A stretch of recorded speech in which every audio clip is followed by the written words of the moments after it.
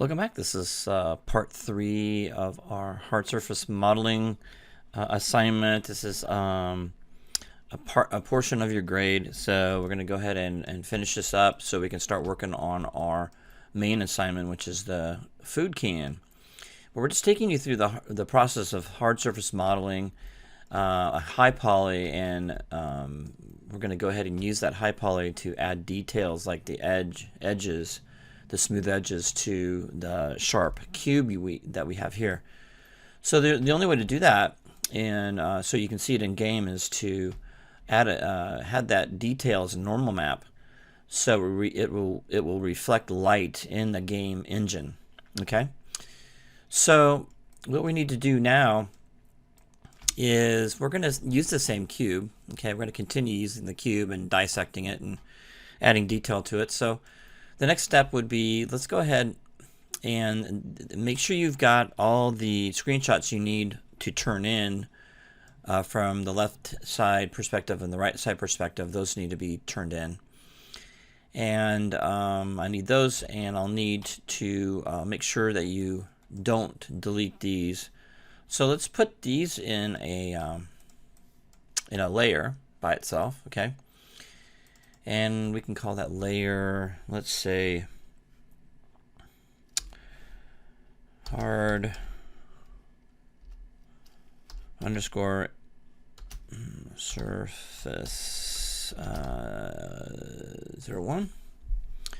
Save that, and then we can turn those off. And let's go ahead and use this cube again.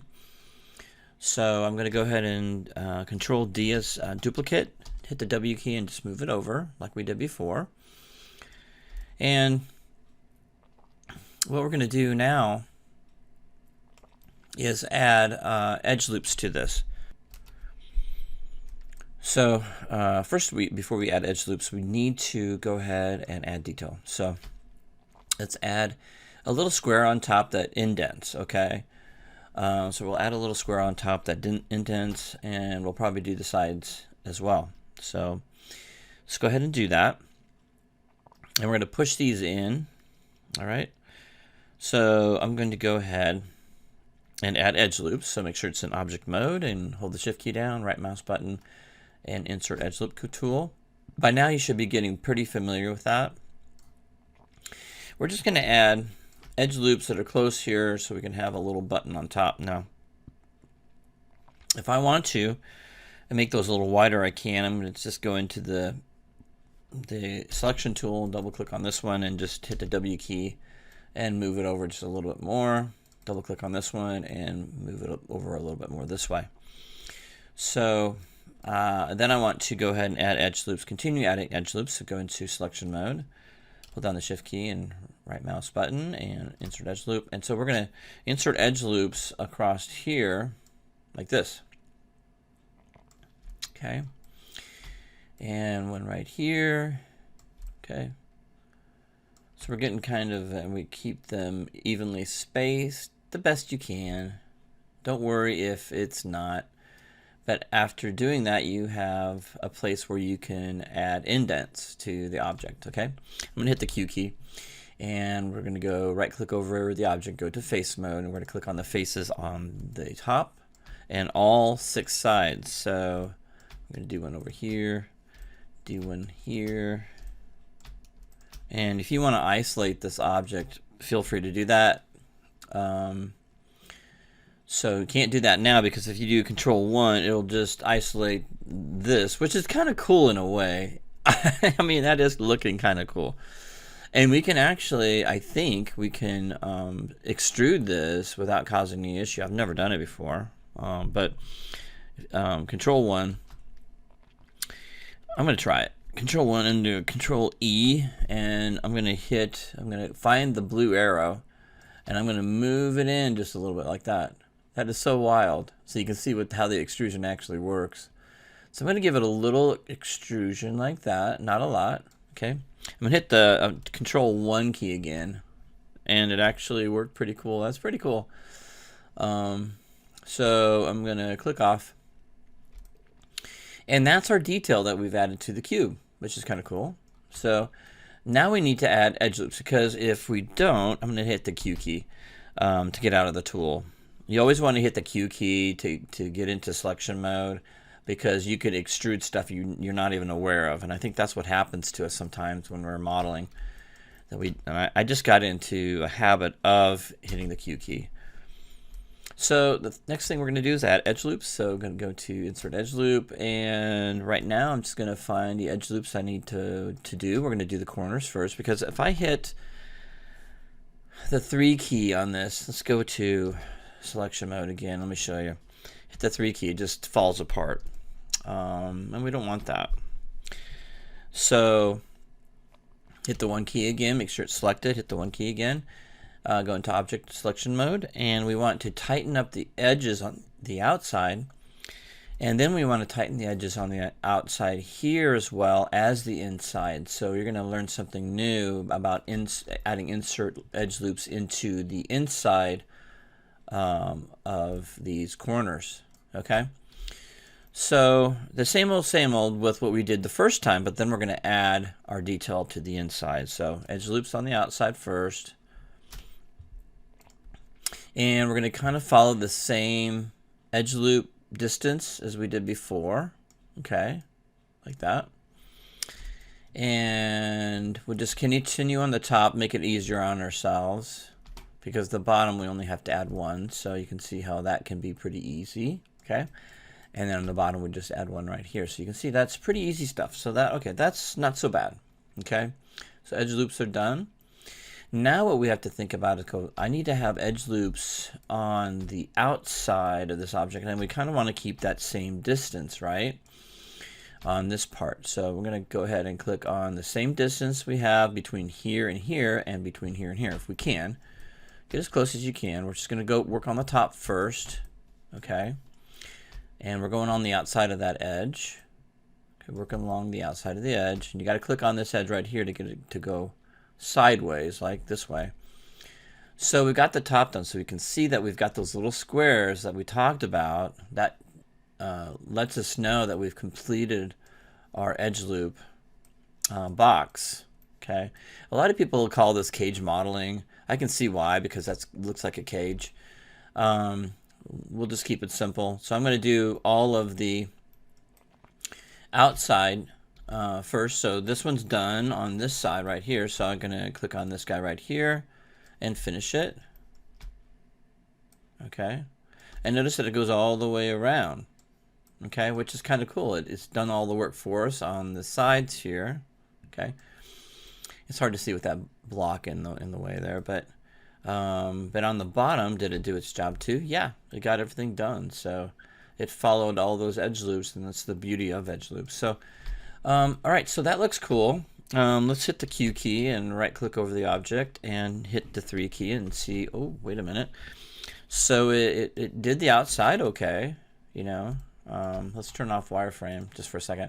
It did the nice edge on the outside, but this looks kind of not so good right here. It's still not holding that that square shape. So I'm going to hit the 1 key again, go back into selection mode. You can also go up here to object mode, okay?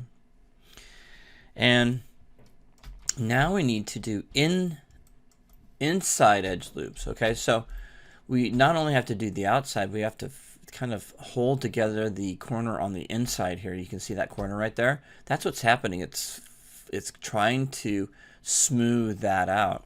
So we need to add an edge loop or a cage right here.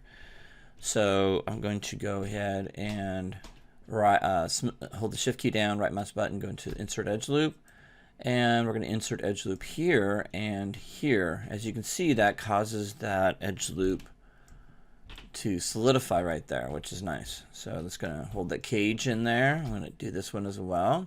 Again, try to keep the distance the same if you can.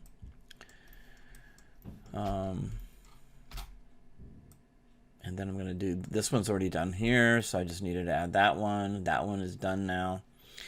And now we just look at the other ones to make sure they are done. So it looks like we've got the inside here, but we need this side over here.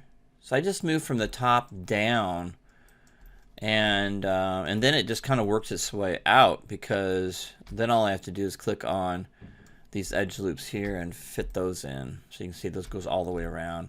Just double checking everything and seeing how that looks. So let's look at the bottom and see if that one's done as well, and it is. So we're good. Now let's see what it looks like. Hit the Q key, right mouse button click, selection mode, hit the 3 key, okay, and click off. Hey, not so bad. It looks really good. We've got our detail, okay. Okay, so the thing is, what I see is that we've got some issues right in the corners here. I think we can probably tighten those areas up a little bit.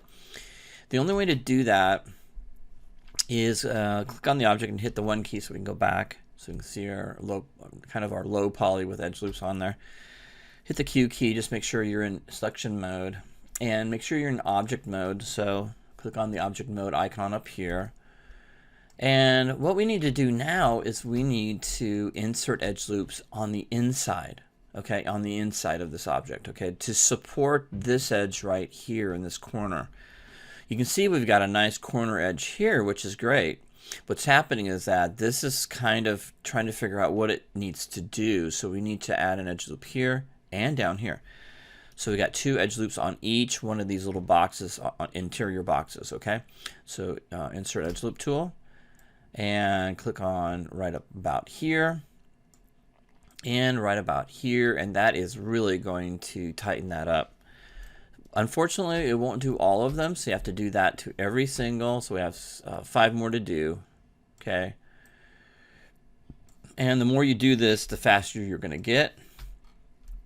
Just go into the corner of each one of these interior cubes and add these edge loops. And unfortunately, this other cube is in the way, so I'm going to have to either move it or isolate this one. So I'm going to just go ahead and isolate this guy. I'm going to hit the Q key to get out of here and hit the object mode, and just do Control 1 to isolate it, and continue with the edge loops in here. Okay. All right. I'm not going to continue to say hold the shift key and right mouse button to get into edge loops. So I'm assuming that you finally have that hotkey down. Okay, so that is it. I think we got everything. You'll know if you missed something, because it will kind of show on the model, on the hard surface model, when you smooth it. So I'm gonna hit the Q key, go back into object mode, and let's go ahead and go to Control 1 again, so you can see, and then hit the 3 key to see in smooth preview. Now you can see we've got some nice edges here. And it looks really good, and that's what you want to go ahead and add. You know, that's the kind of detail you want to add depending on your reference. Okay, now we are freeform modeling. We don't have a reference, but you're just following me, and you might have just a little bit of a difference in the way it looks. Okay, and that's okay, but as long as you are doing all the fundamentals of adding the edge loops to all the areas. So you can see how this can be time consuming but gratifying when you finally reach the end result, which is your high poly. So we're going to hit the 1 key. So we've got the low poly, we've got the caged or the edges, the supporting edges of the low poly, and then we're going to do a Control D and move that over to the high poly. Okay, so I'm gonna go ahead and shut down or turn off the grid, so we don't want that in our screenshots. So let's go ahead and shut that down. Go to show viewport and turn off the grid. Just make sure you know how to turn it back on again. So if you need to take notes or whatever, that's fine. So let's go ahead and smooth this. So I'm going to hold down the space bar, go down to mesh, and then smooth. I'm going to continue at 2. There we go. So now you can see that the light is shining off of that, all those edges, and we can take this and add all this detail to this cube and make it look like this in game, and it will only take up that much space. So you can see how this is really a really efficient way to add detail to an object that's low poly. Okay, this is what we'd have to have in Maya to render. We'd have to bring that into the game engine. Well, we can't do that because it's over 11,232 faces. So this is 6 faces, and adding that detail to that is awesome. And especially if you have the camera far enough away to it, it still looks really cool, the detail that you would see on it. So it's going to be great. So it's one of those things that let's put wireframe on, and I want you to do a screenshot of the left perspective like this, and then the right perspective like this, and then you'll turn that in. Okay? All right. One last thing that we're going to add more detail. This one's going to be a lot more detailed. We're going to add some other details, maybe pushing things out a little bit. We have things pushed in. Now how about we push a couple things out on this cube? Okay? All right, so continue to add a little more detail to this. Okay? All right, so let's go ahead and we'll go to part 4, which will be our last piece. And we're going to go ahead and push the object out just a little bit, or add more detail in it if you want to. So let's go ahead and do that.